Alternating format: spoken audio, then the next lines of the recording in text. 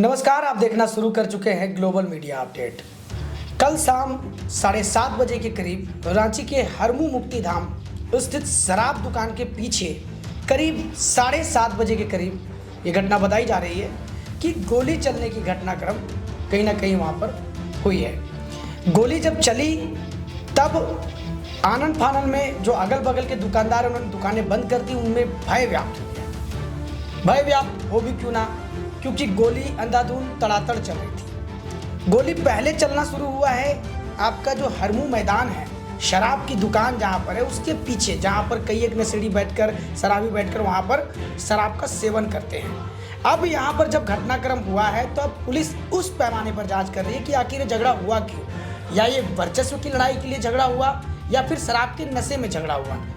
चूँकि दो गुट आपस में भिड़े हैं और दोनों गुट जब आपस में भिड़े हैं तो गोलियां भी चली हैं। गोलियां पहले मैदान में चली, उसके बाद एक गुट सड़क पर आता है, शराब की दुकान के सामने खड़े होकर गोली फायरिंग करने लगता है। उसी दौरान जो है दुकानदार जो अगल बगल के दुकानदार हैं उनमें भय व्याप्त हो जाता है और शराब की दुकान भी बंद कर दी जाती है। जैसी ही जानकारी पुलिस को मिलती है इस घटनाक्रम की, मौके पर कोतवाली डीएसपी प्रकाश सोय सहित थाना प्रभारी कोतवाली के और सुखदेव नगर पुलिस मनोज कुमार वहां पहुंचते हैं कहीं ना कहीं और पूरे मामले की तफ्तीश करते हैं। आनन फानन में जो शराब दुकान के बगल में जो ग्लास की दुकान है, कांच की दुकान है, वहां पर जो फुटेज लगे हुए सीसीटीवी फुटेज, पुलिस ने उसको भी कंगाला, लेकिन अंधेरा होने की वजह से बताया जा रहा है कि कोई फुटेज वहां कोई भी आदमी साफ साफ नहीं दिखा। मजबूरन पुलिस ने पूरे डीवीआर को उठा करके थाना ले गई है और थाने में इसकी जांच की जा रही है। जब हमने इसको ग्राउंड जीरो पे जाके पता किया, सारी चीजें पता की, तो कहीं ना कहीं पता चल रहा है, पुलिस के द्वारा बताया जा रहा है कि 3 लोगों को डिटेन किया गया है पूछताछ के लिए। और पुलिस की तरफ से ये भी बताया गया है ग्लोबल मीडिया अपडेट को कि अभी उनको वो गिरफ्तार नहीं दिखा रहे हैं। हालांकि वो पूछताछ के लिए 3 लोगों को उठाया गया है, हो सकता है कि पूछताछ के बाद जो है उनको छोड़ा भी जाए कहीं ना कहीं। तो पुलिस कहीं ना कहीं सभी पैमानों पे जांच कर ले रही है ताकि कोई पैमाना छूट ना जाए।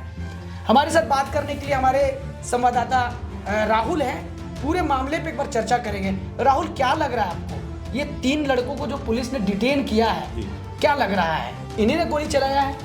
नहीं, देखिए, ऐसा कहा नहीं जा सकता है कि उन्हीं ने गोली चलाया होगा। अब देखिए, जहाँ तक 2 गुट की बात है, अब वो 2 गुट में से वो किस गुट के आदमी हैं या फिर वो उन गुट के अलावा वहाँ बैठकर शराब का सेवन कर रहे थे, अभी इसकी तो जानकारी प्रॉपर साझा नहीं की गई है। अब देखने वाली बात ये होगी कि आने वाले समय में पुलिस की तरफ से हमें क्या सबूत मिलता है, क्या किसका चेहरा सामने आता है।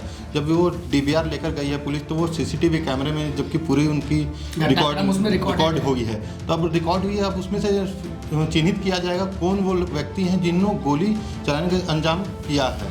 लेकिन हमने जब बात करा वहाँ पर स्थानीय दुकानदारों से बात करा, जहाँ की डीवीआर पुलिस लेके गई है जांच करने के लिए, जिसे ग्लास के दुकान पे, कांच की दुकान पे झगड़ा हुआ है शराब दुकान के बगल में, तो हमें पता चला, नाम नहीं छापने के शर्त पे उन्होंने बताया हमें कि जो परिस्थितियां शराब के दुकानों की अगल बगल वो बहुत खराब है, क्योंकि सरकार ने ये भी कहा था कि अगर आप शराब की लाइसेंस उन्हीं को मिलेगी जो पीने की व्यवस्था करेंगे। तो कहीं ना कहीं ये जो पूरा घटनाक्रम आए दिन आप देखते हैं कि शराब के दुकानों पे कभी पैसे को लेकर, कभी दाम को लेकर, शराब का जो कीमत है उसको लेकर के कभी कभी झगड़ा होता है। कभी कभी क्या होता है कि जल्दबाजी, मतलब जल्दी हमें शराब दे दीजिए, इसके लिए भी झगड़ा होता है। बहुत से रीज़न निकलते हैं और बहुत बार ये भी होता है कि जो शराब खरीदते हैं वो शराब दुकान के बाहर में ही बैठ के पीने लगते हैं। तो कहीं ना कहीं पुलिस को क्या तैयारी और करनी चाहिए ताकि इन सभी चीज़ों पे लगाम लग सके? देखिए, अभी जैसे हमने काफ़ी दिनों पहले भी देखा, अभी जैसे न्यू ईयर का टाइम है, तो अभी शराब की तो काफ़ी ज़्यादा पैमाने पे बिक्री हुई है।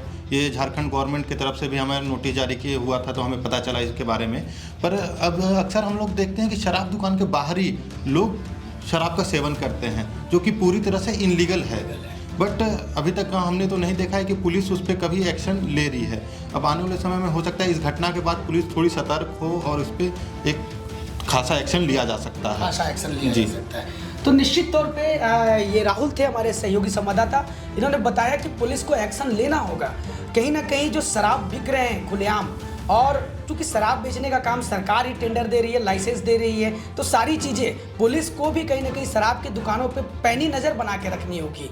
और शराब की जो दुकानें हैं कहीं ना कहीं उनको भी बीच बीच में जा करके चेतावनी भी देनी चाहिए मुझे जी लगता बिल्कुल, है। इसके लिए काफ़ी ज़रूरी है। देखिए, एक तो है समय सीमा पे खुलना और बंद होना, वो बेशक ज़रूरी है। और उस पर हम जहाँ तक देखते हैं कि पुलिस उस पर काफ़ी स्ट्रिक्ट है टाइमिंग को लेकर शराब दुकानों की। अब देखने वाली बात होगी कि आने वाले समय में इसमें कितने और बदलाव किए जा रहे हैं, ताकि लोग जो हैं थोड़े जागरूक हों। और वो अगर देखिए, मेन सबसे एक खास ध्यान देने वाली बात ये भी है कि शराब दुकान के अगल बगल तो और भी बहुत सारी ऐसी दुकानें हैं जिसकी वजह से अगर कोई भी व्यक्ति अगर शराब दुकान के बाहर शराब का सेवन करता है तो उसके वजह से जो दूसरी दुकानदारें हैं उनकी भी दुकानदारी प्रभावित होगी। बहुत बेशक कहे जा सकते हैं, क्योंकि नशे के हालत में लोग क्या बोलते हैं, क्या नहीं बोलते हैं, क्या क्या करते हैं। सबसे बड़ी बात, लोग को इसका अभाव नहीं रहता है, और ये उनको पता चलता है जब उनका नशा खत्म होता है तब।